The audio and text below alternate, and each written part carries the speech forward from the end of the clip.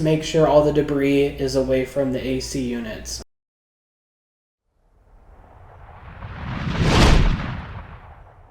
First thing you need to do is ensure that your air conditioner is working. Simply switch your thermostat to the cooling. Make sure that it is running. If you notice any noises, it feels like it's not cooling, definitely give somebody a call.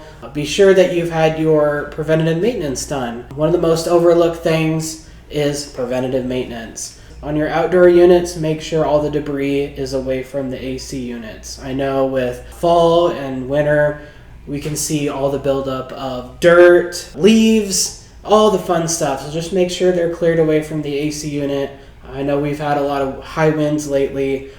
Make sure that you have no branches or anything on top. Unit starts up, gets through the blade, that's not a good thing. Also make sure your filter's changed, ready to go. We recommend on 1-inch filters. You at least check those monthly. On the higher inch filters, those are usually 4 to 6 months. If you have a thermostat that has a schedule, set it. That's better than going in and changing it nightly, changing it during the day. Set a schedule for when people are in the office or in the building. Have a set so it maintains there, and then if you want to do a set back at night, definitely do that too.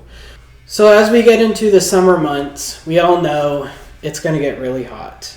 We're going to have a lot of humidity and higher temperatures, which does put a lot of stress on your AC system.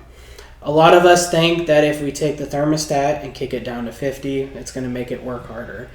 When in reality, it's not going to cool your house down faster, it's just going to make your energy bills go up. So, when it is hotter out, if you usually keep your thermostat at 72, we know we're going to have a heat wave, set it to 74, 75. As it gets hotter, you also want to not put that much stress on the system. So, set your thermostats a little bit higher. Yes, it's a little bit warmer, but once you go outside and come back in, it'll still be cold.